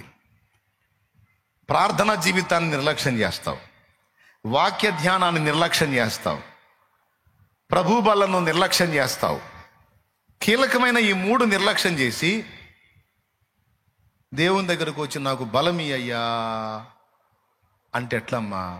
బలం వచ్చాయి మూడు, ఇప్పుడు చెప్పాడు కదా, బాడీకి బలం వచ్చాయి కొన్ని పదార్థాలు డాక్టర్ చెప్తాడు. ఏది అసలు బ్లడ్ లేదు, ఏమి లేదు, నీ అవతారం నువ్వు ఏంటి, అసలు ఏంటి ఈ శరీరం ఏంది, ఇట్లయితే ఎట్లా అని చెప్పి మందులు రాస్తాడు, టానిక్ రాస్తాడు, దాంతోపాటు ఫుడ్ చెప్తాడు. రోజు ఫలానా ఇది తిను, ఆ బీట్రూట్ జ్యూస్ వేసుకొని తాగు, ఆ క్యారెట్ జ్యూస్ తాగు, అసలు రక్తం పట్టింది. అట్లేనండి, బాగా తగ్గింది, ఇట్లానే కంటిన్యూ అయిందంటే ఇంకా పోతావు. సరేనండి, అది తీసుకుంటే బలం వచ్చింది, వచ్చింది, ఫలానా తిను చెబుతాడు, తిండి తినమని చెబుతాడు. అసలు తెలివైన డాక్టర్ ముందు చేసే పని అదే, చేయాల్సిన పని కూడా అదే. రోగానికి వచ్చి రోగం ఎందుకు వచ్చిందో కారణం చెప్పాలి, ఆ కారణంలోనే ఎలా దాన్ని బ్యాలెన్స్ చేసుకోవాలో డైటింగ్ కూడా చెప్పాలి, ఆ తర్వాత మందు. కొంతమందికి ఆ టైం ఉండదు. ఏంటి నీ సమస్య ఏంటి అంటాడు, ఫలానా అంటే సరే నువ్వు పోయి సావు, ఆ టెస్టులన్నీ చేసుకొని సావు, తర్వాత వచ్చిన తర్వాత నీకు ఎట్లా నీ సాగు చేయాలో నేను చేస్తానని చెప్పని రాసిస్తాడన్నమాట. ఇదే కదండి చండాలంగా జరుగుతుంది, ఇదే కదండి. కానీ సరైన వైద్యుడైతే ఇదిగో నిద్ర సరిగా పోతావా అని అడుగుతాడు. నిద్ర పానండి. మరి ఫుడ్ ఏం తింటావు? ఫుడ్ ఫలానా తింటానండి. ఇంకేం తినవా? ఇంకేం తినండి. మరి రోగం రాకేం వచ్చింది? ఏంది నువ్వు తినే తిండి అని గద్దిస్తాడు, అరుస్తాడు, తినమంటాడు. వైద్యుడు చెప్తాడు. ఇంటికి వచ్చి నాకేం చేయాలి? ఇచ్చినవి వేసుకోవటమే కాకుండా తినమన్న తిండి, కొంతమంది తిండి తినరు, ఆ టాబ్లెట్లు తెగ మింగుతుంటారు. అదేముంది, ఒకసారి గొంతులో వేసుకుంటే వెళ్ళిపోయింది. కానీ తిండి తినాలి. చెప్పినటువంటి ఫార్ములాని మనం పక్కా ఫాలో అయితే చాలా వరకు బాడీ అదే మళ్ళీ లైన్లోకి వచ్చింది. ఆ సిస్టమ్ దేవుడు పెట్టాడు. మన బాడీకి దేవుడు పెట్టిన సిస్టమ్ ఏంటో తెలుసా? చాలా రోగాలు బాడీయే మళ్ళీ రిపేర్ చేసుకుంటుంది. ఏవేవి నిర్లక్ష్యం చేసి దరిద్రం తెచ్చుకున్నావో కొంచెం బ్యాలెన్స్ చేసుకున్నావు అంటే మళ్ళీ లైన్లోకి వచ్చింది. ఇప్పుడు మీకు రోగాల గురించి చెప్తున్నానా, ఆత్మరోగం గురించి చెప్తున్నా? మన పరమ వైద్యుడు యేసయ్య నీవు ఆత్మీయ జీవితంలో పతనం కాకుండా ఉండడానికి నీకు బలమిచ్చేటువంటి బలమైన ఆహారం లాంటి 3 సంగతులు నీతో మాట్లాడుతున్నాడు. మొదటిది ప్రభు బల, రెండవది వాక్య ధ్యానం, మూడవది ప్రార్థనా జీవితం. ఈ 3 నువ్వు పర్ఫెక్ట్గా కలిగి ఉంటే బలహీనతలు నీ దరి చేరవు. కానీ ఎందుకు మళ్ళీ మనం పడతాలు లెగుస్తూ ఉన్నాం? ఈ కీలకమైన వాటిని మనం నిర్లక్ష్యం చేసినందున పదే పేషెంట్లు అవుతున్నాం, ఆత్మీయ పేషెంట్లు అవుతున్నాం. కాబట్టి ఈ 2 ఆహారాలు, మొదటి ఆహారం చెప్పండి మీరు అందరు కలిసి, ప్రభు శరీర రక్తములే ఆహారము. యేసును భుజించుట. రెండవది వాక్యమై ఉన్న యేసును భుజించుట. పరమగీతములు అంటాడు, లెస్సగా భుజించుడి, పానము చేయుడి అని. భక్తులు వాక్యాన్ని ప్రేమించారు, వాక్యాన్ని గురించి ఆలోచించారు, వాక్యాన్ని ధ్యానించారు. అందుకే వాళ్ళు పరిమళించారు. దాన్ని నిర్లక్ష్యం చేసిన బతుకులన్నీ అధోగతిలోనే ఉన్నాయి. కాబట్టి ప్లీజ్ ప్రియ సంగమా, నీవు ఒట్టి విశ్వాసిగా కాకుండా దేవునికి శిష్యుడవగునట్లు, శిష్యురాలవగునట్లు దయచేసి నేను చెప్పినట్టు ఈ 3 విషయాలు నువ్వు బ్యాలెన్స్ చేసుకో. ఈ విషయాలు నువ్వు బ్యాలెన్స్ చేసుకుంటే విను, నీకు 3వ ఆహారం లభించిద్ది. దేవుడు చెప్పిన ఈ 2 ఆహారాలు నువ్వు తినగలిగితే, ఏమేమిటి చెప్పాను, మళ్ళీ వద్దులే. 3వ ఆహారం నీకు లభించింది. ఏంటి ఆ 3వ ఆహారం అంటే, నీ శత్రువు నిన్న ఆహారం చేసుకోవటం కాదు, ప్రతిసారి వాడే నీకు ఆహారం అవుతాడు.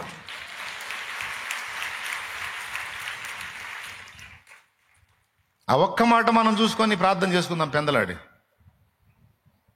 సంఖ్యాకాండము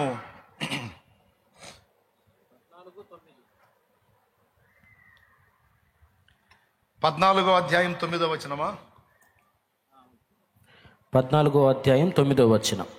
మెట్టుకు మీరు యెహోవా మీద తిరుగుబడుకుడి, ఆ దేశ ప్రజలకు భయపడుకుడి, వారు మనకు ఆహారమగుదురు, వారి నీడ వారి మీద నుండి తొలగిపోయెను.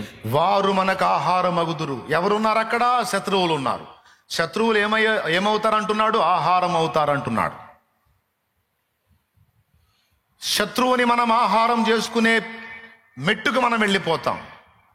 విషయం ఏంటంటే, వాడు మనల్ని ఫుడ్ చేసుకోవాలని చూస్తున్నాడు, ఖైమా చేసుకొని తినాలని. నేను చెప్పింది వాక్యమేనండో, మళ్ళీ నా సొంత మాట అనుకున్నారు. వాడు మనల్ని తినాలనుకోవటం ఏమిటి అంటారా? చూడండి, పేతురు రాసిన మొదటి పత్రిక 5వ అధ్యాయం 8వ వచనం. మీ విరోధి అపవాది గర్జించు సింహం వలె ఎవరిని మింగుదునా అని వెదకుచూ తిరుగుచున్నాడు. దాని అర్థం ఏంది? వాడు మనల్ని మింగేయాలని చూస్తున్నాడు. దేవునికి స్తోత్రం కలుగును గాక. హల్లెలూయా. వాడు మనల్ని ఆహారం చేసుకోవాలని చూస్తున్నాడు,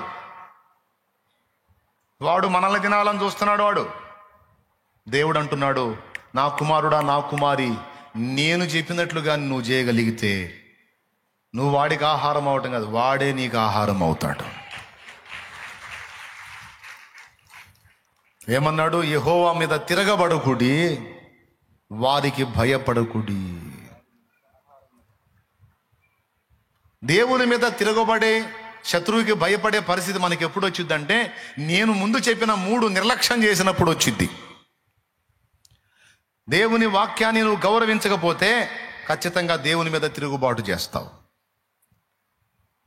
దేవుని మీద తిరుగుబాటు చేసిన నీకు శత్రువుకి భయపడే మనసు వచ్చేసింది. సైతానుగాడు ఆయుధాలు ఏంటో తెలుసా? సైతానుగాడు ఆయుధాలు ఏంటో తెలుసా మీకు? ఎంతమందికి తెలుసు సైతాను ఆయుధాలు? చాలా మందికి తెలియదు. వాడి దగ్గర అసలు ఓన్గా ఆయుధాలు లేవు. సైతాన్ దగ్గర అసలు సొంతంగా ఆయుధాలు లేవండి. బైబిల్ ఏం రాసిందో తెలుసా? వాడిని, వాడి గుంపుని యేసయ్య సిలువ చేత, జయోత్సవం చేత నిరాయుధులనుగా చేసి అన్నాడు. నిరాయుధులు అంటే ఆయుధములు కోల్పోయిన వారు. లూసిఫర్ దగ్గర ఆయుధాలు లేవు. చాలా మందికి తెలియని సంగతి, కనీసం నిన్ను కొరికేయటానికి పళ్ళు కూడా లేవు వాడికి. సింహం మింగటం ఏందండి? మింగేది పావండి. సింహం మింగటం ఏంది అంటే, సింహానికి పళ్ళు కూడా పోయినాయి. ఎప్పుడు రాలిపోయినాయి? కల్వరి శిలువలో తంతే ఒక తన్నుకు రాలిపోయినాయి మొత్తం. పాపపు ముళ్ళు, పాపపు కూరలు విరిగిపోయినాయి. మరణపు కోటలో మరణమే సమసెను. ఓకేనా? పాటలు ఎక్కువైతే మళ్ళీ మాటలు తక్కువ అవుతాయి. కాబట్టి పాయింట్కి వస్తున్నా. వాడు గర్జించు సింహం వల్ల ఎవరిని మింగుదునా అంటే, మింగేది పాము, కొరికి పొడి చేసేది సింహం. దానియేలు గ్రంథంలో ఉంది 6వ అధ్యాయములో.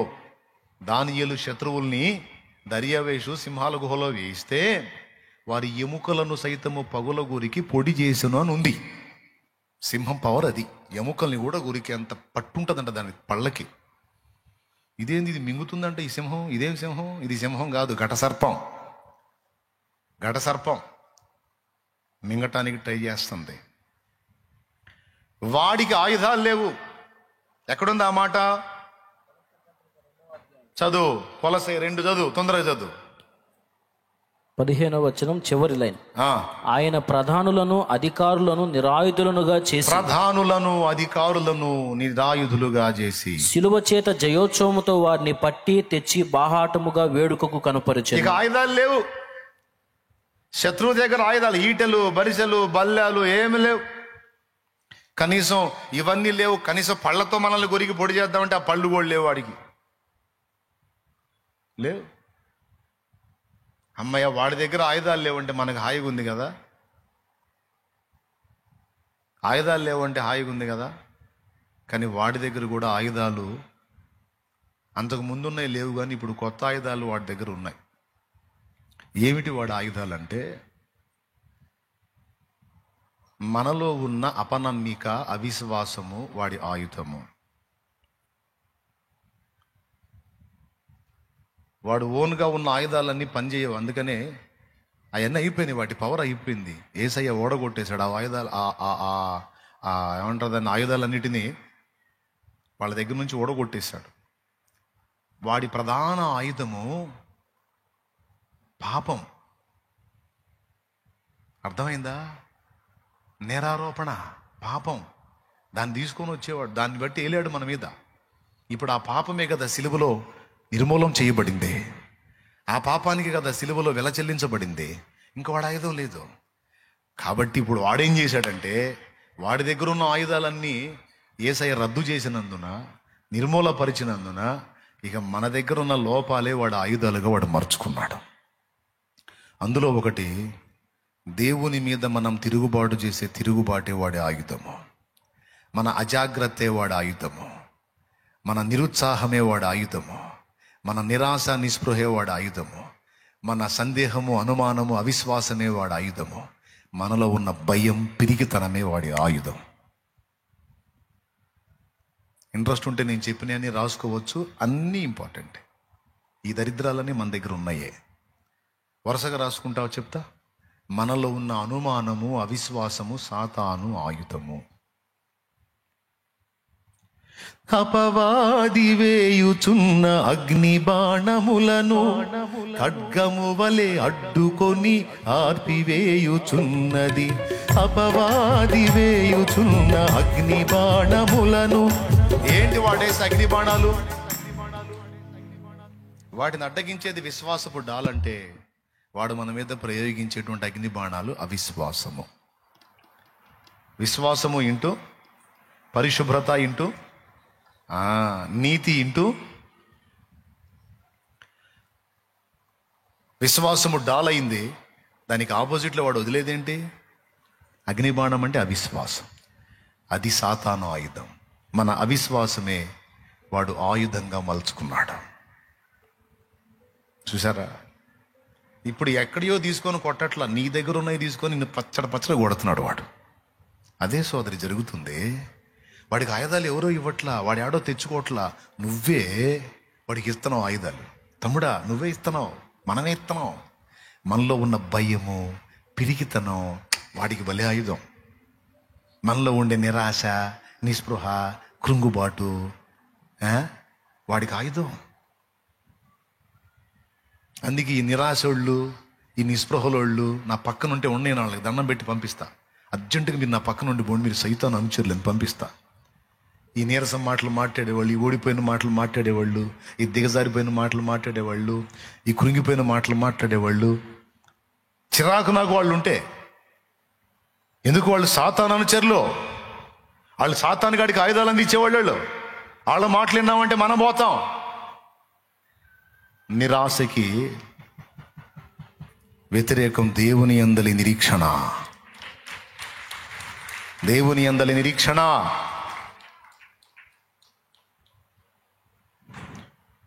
నాకు నా దేవుని మీద ఆశ ఉంది. ఈ స్థితి కాదు, ఇంకా ఇంకా ఇంతకంటే ఇంకా దిగజారిన స్థితికి వెళ్ళినా నా దేవుడు తిరిగి లేపుతాడన్న నిరీక్షణ నాకుంది. తుదమట్టుకు నిరీక్షణ చేపట్టిన ఎడల మనమే ఆయన ఇల్లు. తుదమట్టుకు నిరీక్షణ వదలకూడదు. మనం నిరుత్సాహాన్ని రానియకూడదు, నిరాశను రానియకూడదు. నిరాశ అనేది సాతాను ఆయుధము. మన దగ్గరే ఉండి సాతానుకు అనుచరుడై అనుచరురాలై మన మీదనే దాడి చేసి మనల్ని నాశనం చేసే సాధనం నిరాశ. పరిస్థితులు ఎంత విషమంగాన్నా మారనాయి, నీలో దేవుని అందలి నిరీక్షణ, విశ్వాసం, ఆశ చావటానికి వీల్లేదు. అవి సజీవంగా ఉండాలి, అవి బ్రతికుండాలి. కానీ ఏం చేద్దాం? ఈ దేవుడి మీద తిరుగుబాటు చేసి దేవుడు చెప్పినటువంటి క్రమాలు పాటించకపోతే శత్రువు నీకు కొండలా కనపడతాడు. ఎందుకంటే దేవుడు నీకు దూది పింజలా కనపడుతున్నప్పుడు శత్రువు నీకు కొండలాగానే కనపడతాడు. ఏం చేద్దాం? మనం నిద్రముఖం బతుకులై. దేవుడు నీకు దూది పింజలా కనపడితే నువ్వు నిర్లక్ష్యం చేస్తావు దేవుణ్ణి. దేవుడు నీకు కొండలా కనపడితే నువ్వు ఎప్పుడు దేవుని ధ్యాసలో ఉంటావు. ఆయన చెప్పినట్టు, నేను చెప్పిన మూడింట్లో నువ్వు ఆసక్తి కలిగి ఉంటావు. ఏంటి ఆ మూడు? ప్రభు బల్ల, ప్రభు వాక్యం, ప్రార్థనా జీవితం. ఈ మూడింట పట్టు కలిగి ఉంటావు. ఎందుకు? ప్రభు నీ కొండలా కనపడితే. ఏం చేద్దాం? మన కనపడే కొండంతా కూడా పాటే. నా బలమా, నా కోట, ఆరాధన నీకే, నా దుర్గమా. దుర్గం అంటే తెలుసా? కొండ. ఆశ్రయమా అని నేను ఎత్తుకోగానే ఆగుతున్నారా? నిజంగా అట్నే ఉన్నాడా? కొండలాగే ఉన్నాడా? దేవుడు నిజంగా నీకు కొండలా కనపడితే, దేవుడు నిజంగా నీ హృదయంలో కొండంత స్థానాన్ని ఆక్రమిస్తే, సైతానగాడు దూదె పింజ కంటే దారుణంగా కనపడతాడు నీకు. శత్రువు దూది పింజలాగా నీ ముందు తేలిపోతాడు. వాడు కల్పించే తంతులన్నీ కూడా దూది పింజల్లా కనపడతాయి తప్ప అవి కొండల్లా కనపడవు. కానీ ఈ రోజు నీకు అన్ని కొండల్లా కనపడుతున్నాయి. గుండెలు పగిలిపోతున్నాయి, ఏడుతున్నావు, మొత్తుకుంటావు, గందరగోళం అయిపోతున్నావు, గుండె దడ పెరిగిపోతుంది, నీ పరిస్థితి అంతా తారుమారైపోతుంది. ఎందుకు ఆ పరిస్థితికి వెళ్ళిపోయావు? దేవుని నిర్లక్ష్యం చేశావు. దేవుడేమో నీకు దూది పింజలా కనపడ్డాడు. దేవుడు ఎప్పుడైతే దూది పింజలా కనపడ్డాడో సైతానుగాడు అయితే కొండ అయిపోయాడు. యెహోషువ, కాలేబులకు దేవుడు కొండ. అందుకే శత్రువులను గురించి గొప్పగా మాట్లాడలే. వాళ్ళు ఎంత పొడుగోళ్ళు అయితేనే, ఎంత బలవంతులు అయితేనే, ఎంత ఎత్తర్లు అయితేనే, ఆకాశ మహాకాశాలు పట్టజాలని వాడు నా దేవుడు. నా దేవుడు మనకు తోడై ఉన్నాడు. యెహోవా మన యందు ఆనందించిన ఎడల మనకు తోడై ఉంటాడు. మనకు జయం వచ్చింది, వాళ్ళు మనకు ఆహారం అవుతారు. వాళ్ళు అన్నారు, అంతకు ముందు చెప్పిన 10 మంది చెడ్డ సమాచారం చెప్పిన వాళ్ళు, వాళ్ళ దృష్టికి మేము మిడతల్లా కనపడ్డాం, మా దృష్టికి మేము మిడతల్లా కనపడ్డాం అన్నారు. అప్పట్లో మిడతలు తినేవాళ్ళు. అడవిలో ఒక రకమైన మిడతలు ఉంటాయి. బాప్తిసమిచ్చి యోహాను మిడతలు అడవి తేనె తినేవాడని ఉంది. అంటే వాళ్ళు ఏం చెప్పారో తెలుసా? వీళ్ళకి మనం పోయామంటే చికెన్ లెగ్ పీసులు తింటారు వాళ్ళు. మనల్ని ఒక రాక్షసుడు ఉన్నాడు ఆడ, భయంకరంగా తింటారు వాళ్ళు. వాళ్ళకి అవుతాము, మిడతలు మనకు ఆహారం అయినట్టు అవుతాం వాళ్ళకి. అంటే నూను కుమారుడైన యెహోషువ, యెఫున్నె కుమారుడైన కాలేబు అంటున్నారు, ఎవడరా మనం వాళ్ళకి ఆహారం అయ్యేది? నిద్రమోకల్లారా. ఆకాశ మహాకాశాలు పట్టజాలని దేవుడు మన దేవుడు. సమస్తము నిర్మించిన సృష్టికర్త మన దేవుడు. అంత బలవంతుడైన దేవుడు మనకు తోడై ఉంటే వాళ్ళకి మనం ఆహారమైనది. నిశ్చయముగా వారు మనకు ఆహారమగుదురు అని అక్కడే బలికాడు. ఎప్పుడవుతారు? దేవుడు మనకు కొండైనప్పుడు శత్రువులు, కష్టాలు, బాధలు, అప్పులు, ఇబ్బందులు, రోగాలు దూది పింజల్లాగే ఉంటాయి. దేవుని బలం ఉందా? ఎంత? నీకు సాధ్యమే, సర్వం సాధ్యమే, ఒక్క మాట పలికిన చాలు.